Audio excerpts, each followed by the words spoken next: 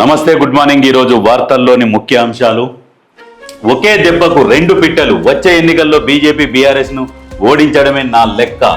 Deal limitation తో దక్షిణాదికి తీవ్ర నష్టం. 50 సీట్ల పెంపు ఏ లెక్కన చేస్తున్నారు? మోడీ 3D పాలసీకి వ్యతిరేకంగా సౌత్ స్టేట్స్ ఏకం కావాలి. ఢిల్లీలో ముఖ్యమంత్రి రేవంత్ రెడ్డి. ఎకరా భరోసాపై రైతుల్లో ఆందోళన. ఎక్కువ ఎకరాలు ఉన్నవారిలో టెన్షన్. వ్యవసాయ అధికారులకు వరుసగా ఫోన్లు. బ్యాంకులకు పరుగులు పెడుతున్న కొందరు. గతంలో ఎకరాల వారీగా భరోసా నిధులు జమ. రూపాయి తీసుకొని 30 పైసలు ఇస్తున్నారు. పెద్దపల్లికి నిధులు ఎందుకు ఇవ్వరు? లోక్సభలో ఫైనాన్స్ బిల్లుపై చర్చలో కేంద్రం విధానాలపై పెద్దపల్లి ఎంపీ ఫైర్.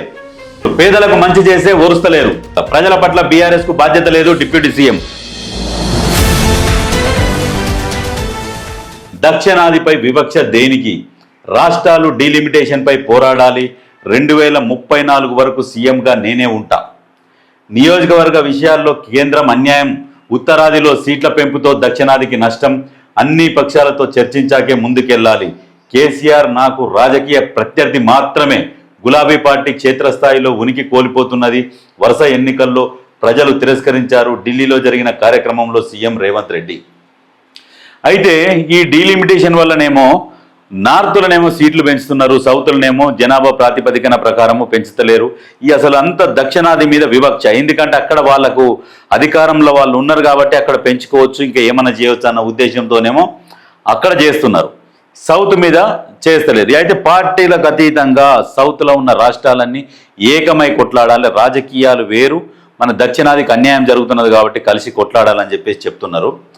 వాస్తవానికి కూడా మరి మోడీకి ఎందుకు వివక్ష? ప్రజలకు ఆల్రెడీ ఈ బీజేపీ పరిపాలన మీద ఒక క్లారిటీ వచ్చింది. ఎంతసేపటికి వీళ్ళు ఇప్పుడు ఏం చేస్తున్నారు, ఎట్లా పరిపాలిస్తున్నారు అనేది పిక్చర్ క్లారిటీ వచ్చింది. ఇక వీళ్ళు దేశానికి చేసేది ఏం లేదు, మీ సేవలు చాలు, 2 సార్లు అవకాశం ఇచ్చారు చాలు అనుకున్నారు. కానీ 3వసారి కొంతమంది మిత్రపక్షాల సాయంతో మళ్ళీ అధికారంలో వచ్చి కూర్చున్నారు. అయితే ఇప్పుడు ప్రజలకు క్లియర్గా అర్థమైంది ఏంటంటే ఇక దరిదాపు కూడా రానియొద్దు. మళ్ళీ మిత్రపక్షాల సపోర్ట్ తీసుకున్నా కూడా దరిదాపులకు కూడా రానియకుండా చూడాలనేది ప్రజలు ఆలోచిస్తున్నారు. ఆ విషయం బీజేపీకి కూడా తెలుసు కాబట్టి నెక్స్ట్ 100% చేతులు ఎత్తేస్తుంది. రాసి పెట్టుకోరు. ఇంకొకటి ఏంటంటే 2034 వరకు సీఎంగా నేనే ఉంటా అని చెప్తున్నాడు. వాస్తవానికి 2034 వరకు రేవంత్ రెడ్డి గారే ఉంటారు. ఎందుకంటే ప్రతిపక్ష పార్టీలను ప్రజలు నమ్ముతలేరు. వాళ్ళని చీదరించుకుంటున్నారు, తిరస్కరిస్తున్నారు. వాళ్ళు ఏం మాట్లాడినా అసహించుకుంటున్నారు. ముఖ్యంగా కేటీఆర్ మాట్లాడితే మాత్రం ఇక అసలు మామూలు చీదరింపు కాదు. కేటీఆర్ని చూస్తే ఆ రకంగా అసహించుకుంటున్నారు. ఇక ఎవరికి వేయాలి ఆల్టర్నేటివ్? బీజేపీ మద్దతుతో పార్టీ అవసరం లేదు. ఈ ఉన్నోళ్ళతో కొట్టాడే. ఇప్పుడు హిందువులు బీజేపీలు కాదు, అస్సలు హిందువులు, ఒరిజినల్ హిందువులు ఉన్నది కూడా కాంగ్రెస్ పార్టీలోనే ఉన్నారు.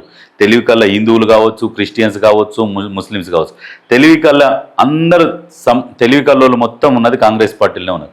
ఎందుకంటే వాళ్ళ కుటుంబాల గురించి, వాళ్ళ గురించి కష్టపడతారు, చదువు గురించి, భవిష్యత్తు గురించి ఆలోచన చేసుకునే వాళ్ళు మొత్తం కాంగ్రెస్ పార్టీలో ఉంటారు.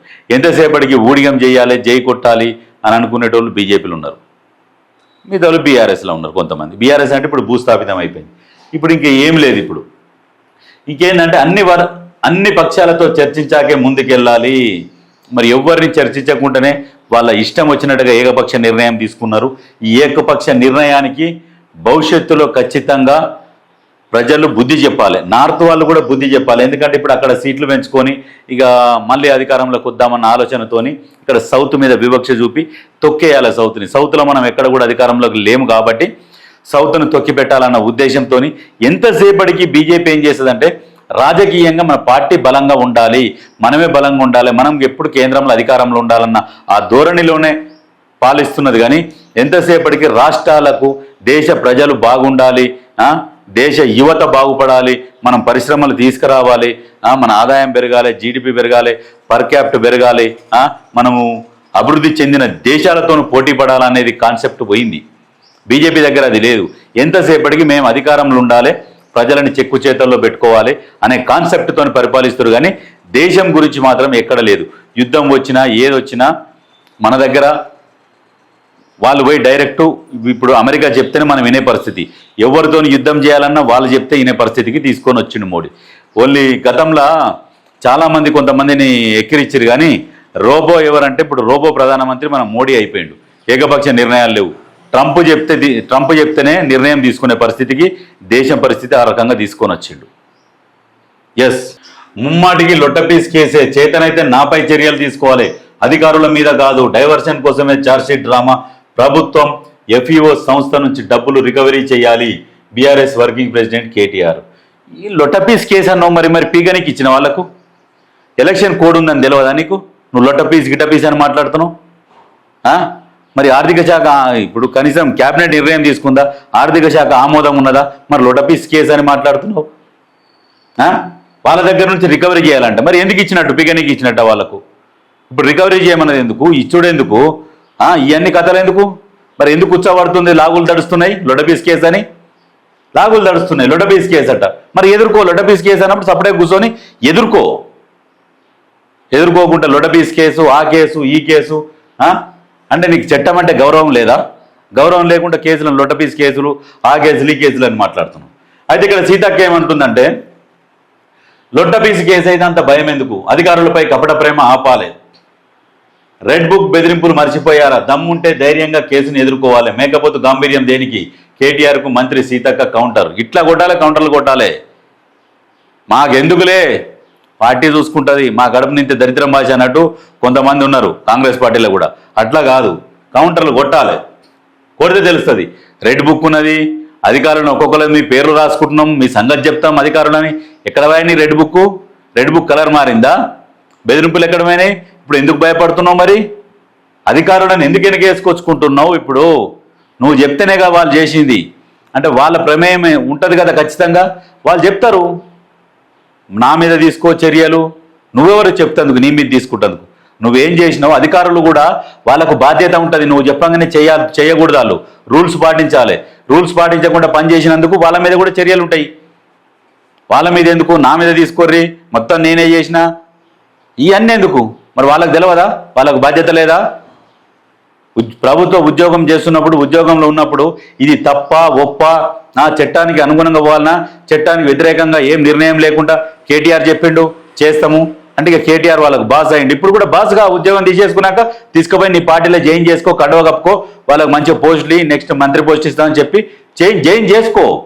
వాళ్ళ మీద చర్యలు వద్దంటున్నావు కాబట్టి. మరి ఎవరెవరు ఉన్నారో వాళ్ళందరిని తీసుకుపోయి జాయిన్ చేసుకో. ఇట్లా కూడా అలా కౌంటర్ కొడితే మరి భయపడుతున్నాడు. సీతక్క బరాబర్ చెప్పింది. ఎకరా భరోసాపై రైతుల్లో ఆందోళన. ఎక్కువ ఎకరాలు ఉన్న వారిలో టెన్షన్. వ్యవసాయ అధికారులకు వరుసగా ఫోన్లు, బ్యాంకులకు పరుగులు పెడుతున్న కొందరు. గతంలో ఎకరాల వారీగా భరోసా నిధులు జమ. అయితే ఫస్ట్ ఏం జరిగిందంటే, ఎకరా ఉన్నోళ్లకు ఆల్రెడీ అయిపోయినాయి, డిపాజిట్ అయిపోయింది.